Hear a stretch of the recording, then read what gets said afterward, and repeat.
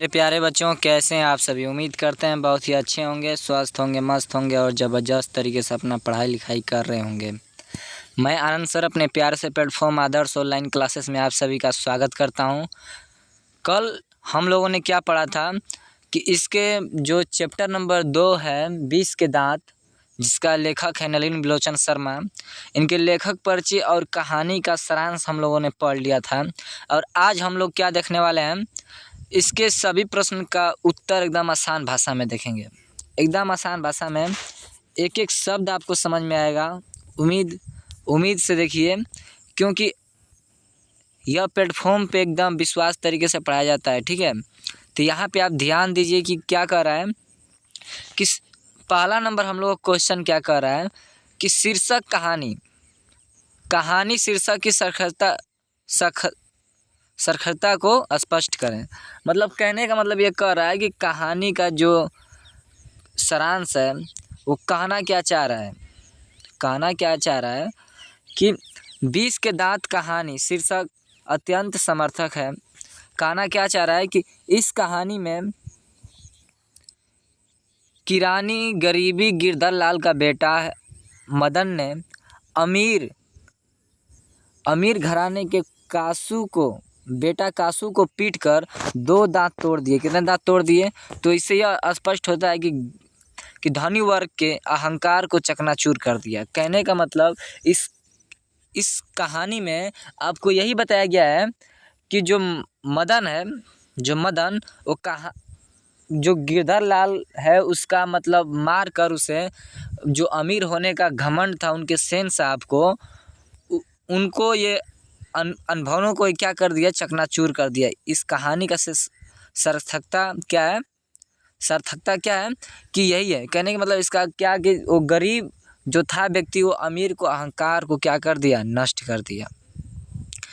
अगर जब आपको यह इतना आप याद कर लेते हैं तो आपका 2 नंबर कहीं नहीं जाने वाला है। ठीक है, फिर क्वेश्चन नंबर 2 क्या कर रहा है कि सेन साहब अपने परिवारों में बच्चों के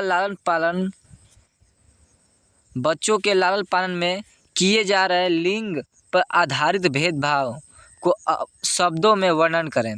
कहने का मतलब लिंग के आधार पे, यानी कि लड़का लड़की के आधार पे, पुरुष और महिला के आधार पे क्या भेदभाव कर रहे थे, यही भेदभाव कर रहे थे। लेकिन आगे आप जो लिखा हुआ है उसको आगे पढ़ लेते हैं, उसके बाद हम समझा रहे हैं कि हिंदी साहित्य के सुप्रसिद्ध लेखक कहानीकार नलिन बिलोचन शर्मा ने बच्चों और बच्चियों के लालन पालन में जो दूरियां बताया है वो सचमुच क्या है, अभिशप्त है। सेन साहब अपने बेटियों को शिक्षा देना उचित नहीं समझता था। यानी कि सेन साहब वो अपने बेटियों को उचित शिक्षा की समझता नहीं था, और तथा बेटियों को हंसने की भी इजाज़त नहीं थी, और बेटा में नटखटपन के रूप में इंजीनियरिंग का रूप देखता था, जो कि आधुनिक समाज के लिए उत्तम नहीं है। कहने का मतलब इसमें यह भेदभाव बताया गया है कि जो कासू था, जिसे हम लोग क्या कहते हैं, खोखा। यहाँ पे आपको खोखा के नाम से कासू है, तो कासू एक जो लड़का है उसको आज़ादी सब कुछ है, जो नटखट काम कर रहा है, गाड़ी का हेडलाइट तोड़ दे रहा है या कोई भी घर का सामान तोड़ दे रहा है, तो उसके अपेक्षा में उन्हें क्या लौक रहा है कि हमारा जो बेटा आगे चल के इंजीनियर बनेगा। और बेटियों के लिए क्या दिया है कि कुछ भी वो थोड़ा बहुत भी टिंग टांग कर दे, मतलब थोड़ा बहुत भी गलत काम कर देती हैं तो उनको कड़ी से कड़ी सज़ा दी जाएगी। और जो नटखट सेन साहब के जो लाडला साहब हैं उनको क्या किया जाएगा, कोई भी इनके ऊपर कानून नहीं है। यही भेदभाव किया जा रहा है। उनका कहने का मतलब ये है कि क्या है, लड़कियां क्या है, कठपुतली है। क्वेश्चन नंबर तीसरा क्या कर रहा है कि खोखा किन मामलों में अपवाद था। किन मामलों में अपवाद था। तो अपवाद के बारे में तो आप बहुत जगह पे लिख सकते हैं कि इन मामलों में क्या था, अपवाद था। लेकिन हमने सटीक डिफिनेशन इसका लेकर आए हैं, आप इसको देख सकते हैं इस कहानी के सुप्रसिद्ध लेखक नलिन बिलोचन शर्मा का मानना है क्या मानना है कि खोखा दुर्दलित स्वभाव के मामलों में अपवाद था। दुर्दलित मतलब इसका मतलब कि इसका जो आचरण था, लक्षण था, ये अपने प्रति किसी को, अपने आप को अमीर घराने का बेटा समझता था कि मैं अमीर हूँ, हमें कोई रोक नहीं सकता। और उसके पापा का भी लाड प्यार बहुत ही बिगाड़ दिया था इसको। वह अपने बात में अपने बहनों को हंसाते के अंदर रहने वाले छोटे छोटे बच्चों को रोवा के रखना पसंद करता था। वो अपने बहन को भी रुलाता था।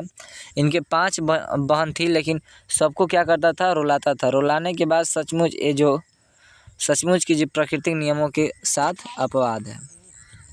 ठीक है, ये क्या है, अपवाद है। कहने का मतलब इसमें आपको नलिन बिलोचन शर्मा के द्वारा जो बताया गया है कि जो खोखा है किन किन मामलों में अपवाद है कि यह अपने बहनों को भी सताता था और घर के अगल बगल के जो छोटे छोटे बच्चे थे उन लोगों को भी क्या करता था, ये सताता था। और इन लोगों को क्या करता था कि रोवाना पसंद करता था सभी लोग को। और इसको डांटने वाला कोई नहीं था, और कोई भी डांटता था तो सेन साहब उन्हें क्या कर देते थे कि रोवा देते थे, मारते मारते, चाहे उन लोग को डांटते थे बहुत, और इसके लिए कुछ नहीं अथू था। क्वेश्चन नंबर 4 है। क्वेश्चन नंबर 4 क्या कर रहा है,